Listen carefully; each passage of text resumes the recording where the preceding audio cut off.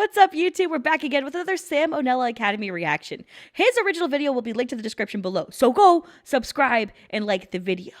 But also, subscribe and like on this video too while you're here. We're live over on Twitch right now at Aliciaxlife, and I love reacting. I love binging video games and doing whatever nonsense I feel like doing, so I hope you come hang out with us, and also stick around this YouTube channel to binge content you might miss out on.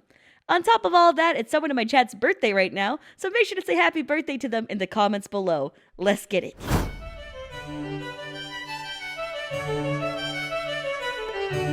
Where are animals' scientific names come from? Hey kids, I just woke up from a nap I took in January of 2020, and boy are my arms tired. Let's see what Oh, I guess he took a long-ass hiatus. Fair enough, fair enough. I missed. Queen's dead, war in Ukraine, the Taliban's back. What is... Holy shit. They made a movie called Scoob.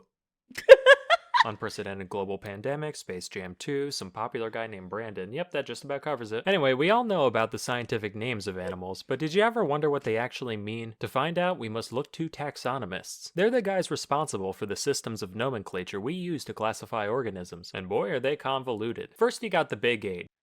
So the thing about naming pretty much anything in science is that it's actually derivative of usually the person's own name, because a lot of scientists are egotistical fucks.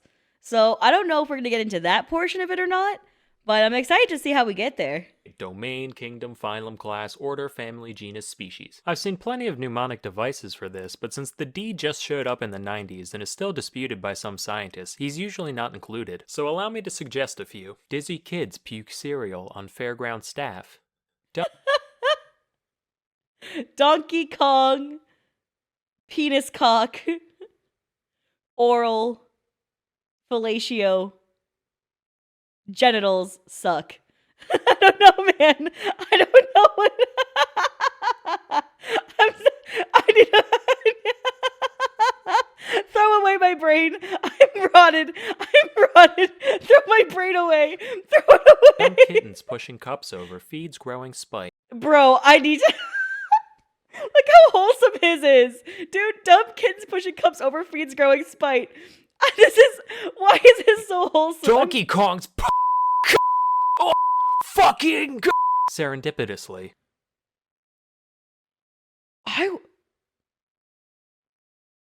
Wait, I was pretty close to what he said. I said fellatio here and genitals here. I don't know. Why did we both think of these?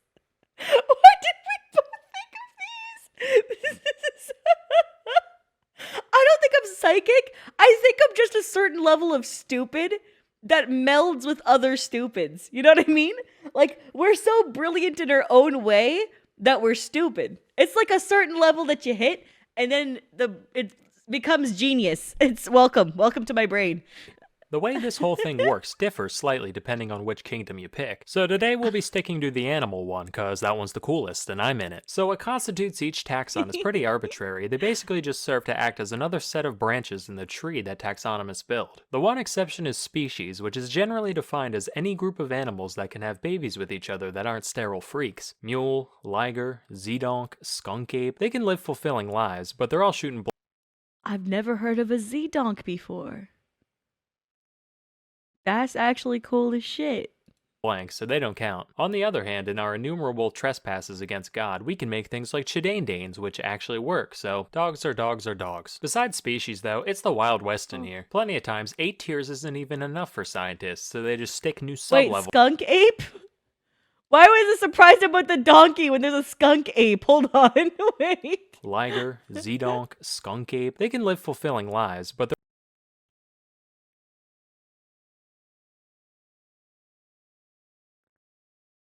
Skunk ape is the Florida man version of Bigfoot?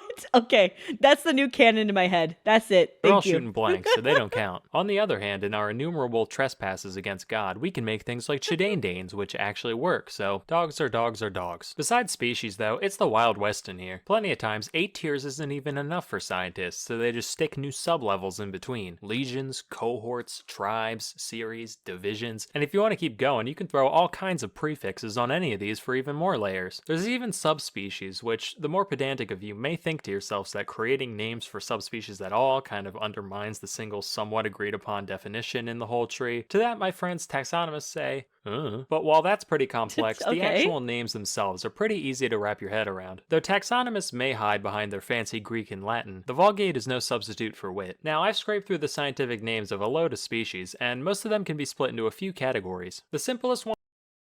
Sam, I just want to take the time to say I apologize on behalf of the entire universe for the shit that you have to research for these videos, but we appreciate you nonetheless.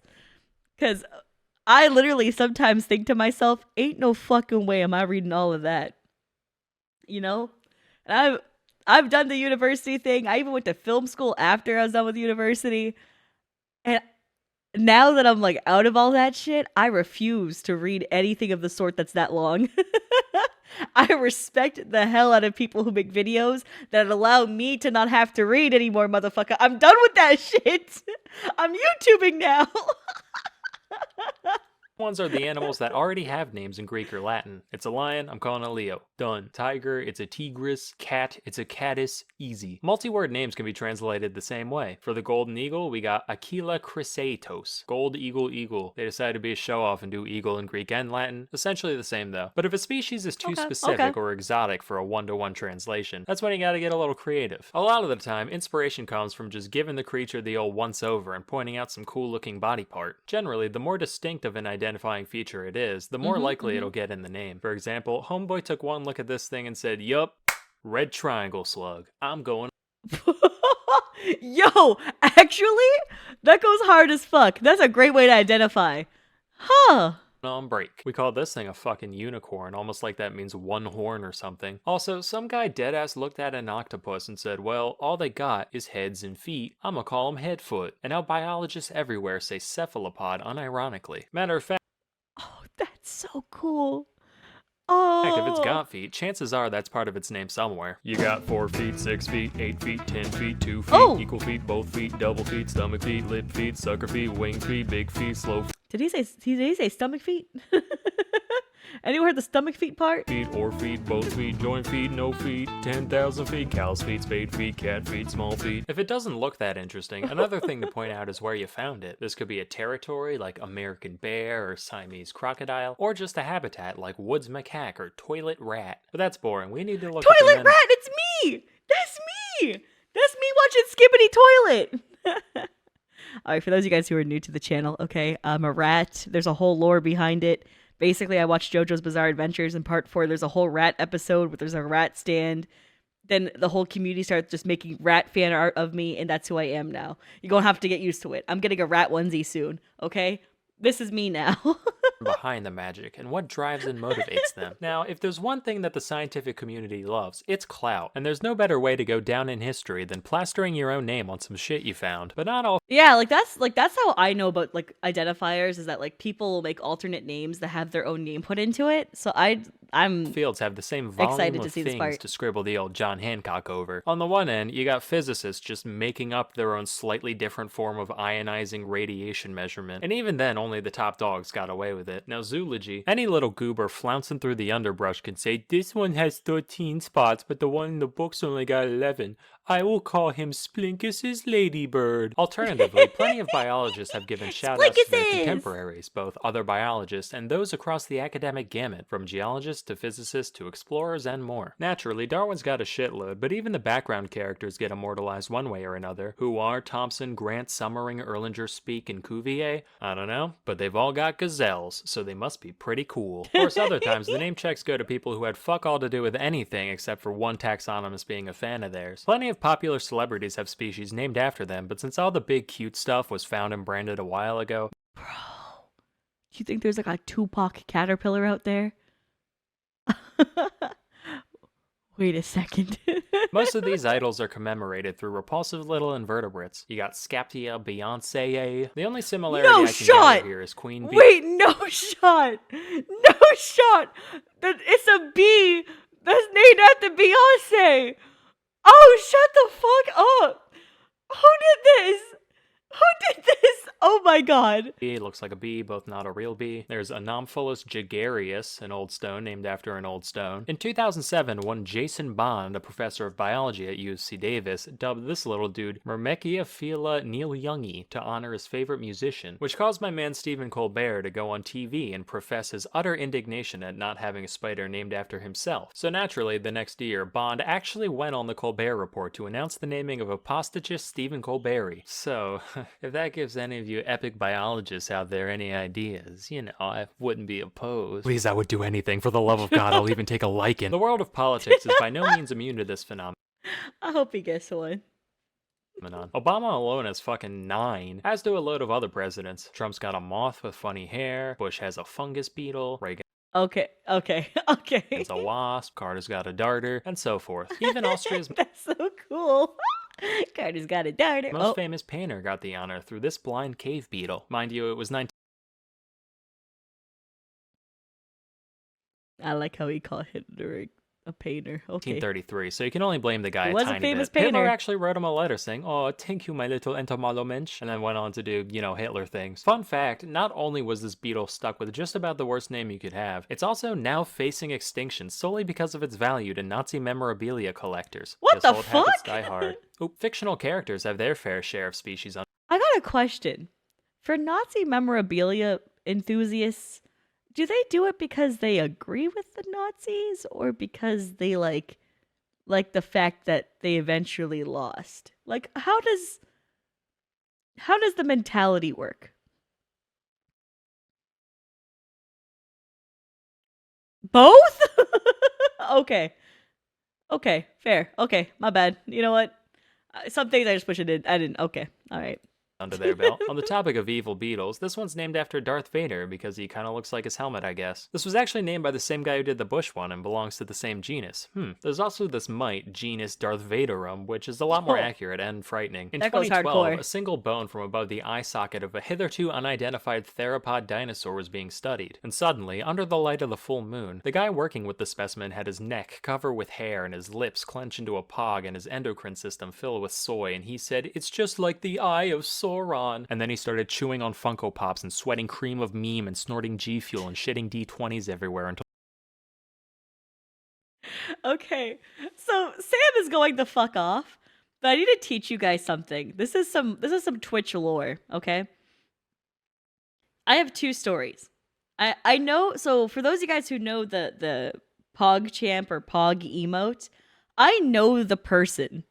Like the person whose face that is, I know them IRL. And the person who is the Jabated emote, Jabali, I know him personally, in person as well. Alex Jabali, the Jabated emote, wonderful person, probably one of the most supportive people when I was in the esports scene. He constantly looked out for me. He just went out of his way to make sure I felt comfortable. He used me in my voiceover for a promo trailer for one of his events. Super sweet guy. Let me tell you a story about Gutex. All right, the Pog Champ emote and the Pog emote. So that way, every time you use this emote, you'll know a fun fact about him.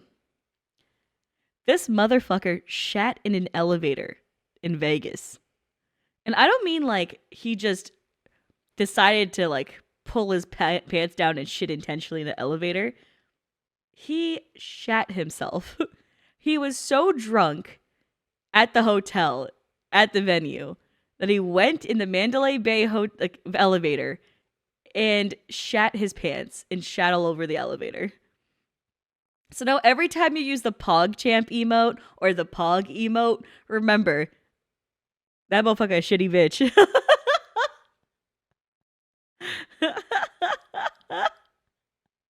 And now if you ever go to the Mandalay Bay in Vegas and you're in the elevator, you could wonder, is this the one he pooped in? Is this the one? Am I? Is this it? Anyways.